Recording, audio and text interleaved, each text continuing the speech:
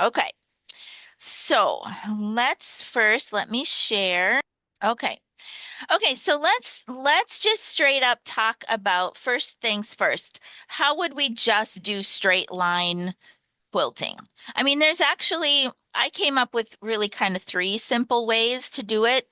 Um, Obviously, we have our pro stitchers with channel lock, right? So if you are one of those folks that have a machine that reacts really nicely when with stitching from both left to right and right to left on with just straight lines, I know that might be a little bit of an issue for some of us, so just basically do it from left to right.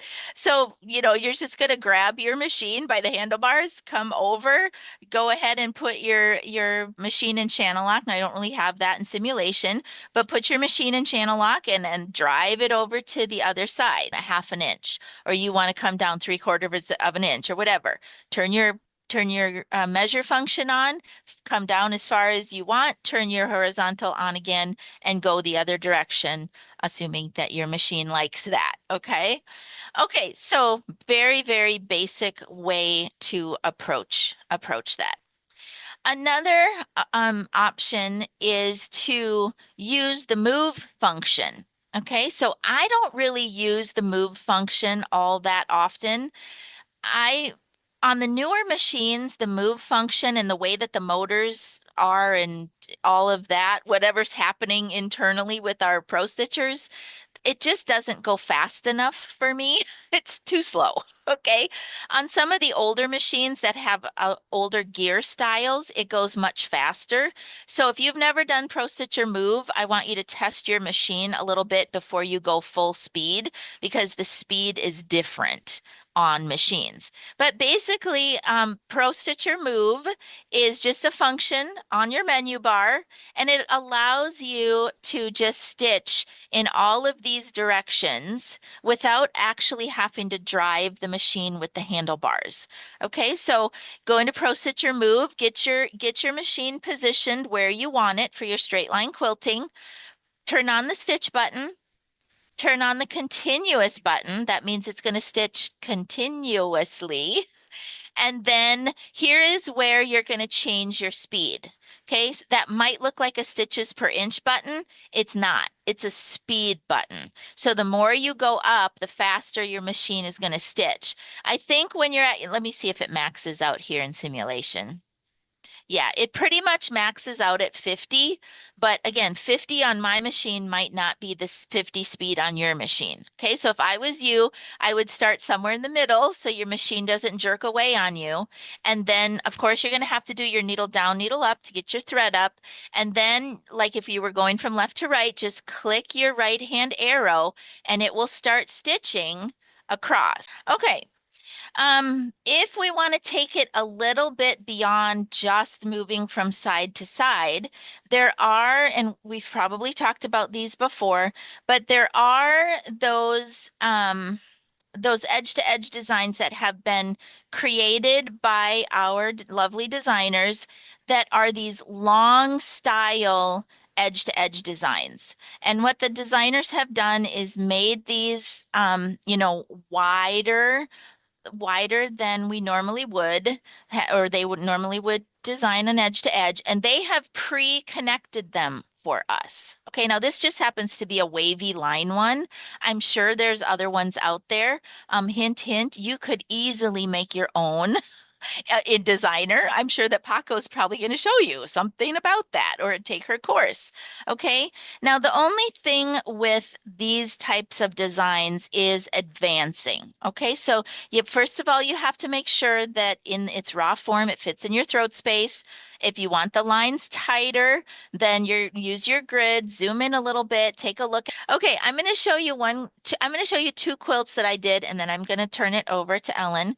So the first quilt I'm going to show you is a quilt that I did for a client, gosh, a while ago now. It's been a while.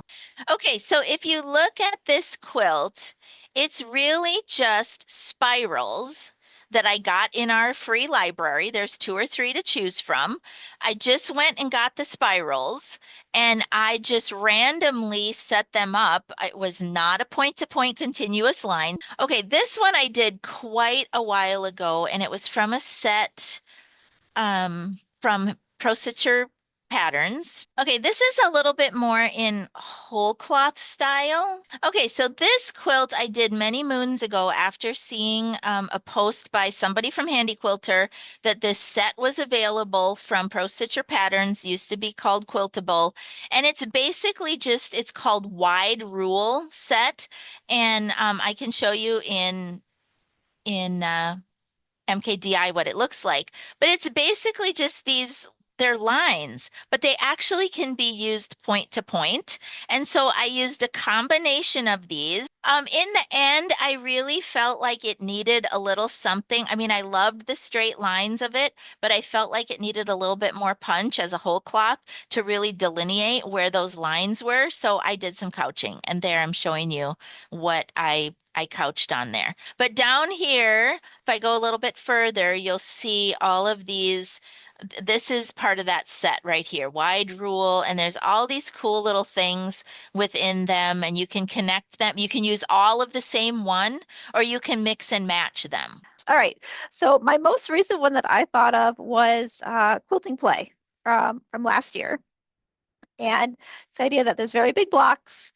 And I think a lot of, in my head, modern is you're looking at doing something different with the background of looking at the negative space. And then I am always for a good back. So the next one was when we did star-crossed connecting with, because I was really interested to see how those connections would be when the different colors crossed. I did actually have 4 different colors crossing in the center from it. I was really happy with how that one turned out. This one would need to have an extra step in skewing it so that the points along the top do match and line up with the points along the bottom, but I mentioned that and I have a course on it, nesting points of edge-to-edge designs that'll get you the same thing. Same thing with the, let me bring my MKDI because I didn't open a design. So same thing with the crosshatch. I do have a simple crosshatch set up that you can do edge to edge with it, advance, and then just nest those points. And I show you how to set it up. I show you how to go through and have those points line up every point. A little bit more work. I do charge extra for this, even though it is an edge to edge design, but I think it turns out beautiful. I will generally try to come up with, if I'm going to do an edge to edge, to do it a simpler way. So let me get it open and then I've not even set this up yet to use on myself or in the shop here, but it's this one from Christy and it's called Crosshatch Me Crazy. Okay, so she has a border design that's very similar to this. It's called Country Crosshatch. I've shown you guys that before. I'm just going to rotate those start points to the top. I'm going to leave it at the size that it is. And you guys, all of these tips that we're giving you today, if you want to take it to that next level and really amp up your straight line quilting, but something like this for me, if somebody comes in and says they want straight line or matchstick quilting, I will generally try to steer them towards something that maybe is going to look like what they're asking for. Um, Sometimes they have magazine pictures and the like, and I'll try to steer them towards something that's edge to edge that we can accomplish in a relatively easier approach. So we did on this quilt that she's going to look for geoglyphs. And this is from Urban Elements. I've got the photo of the poinsettia. So this was the poinsettia. So again, from afar, you can see lines, but nothing too distracting. We used the 100-weight thread. And then here, close up, you can see the back and forth of that line work. But I think between the 3 of us, we came up with some good stuff.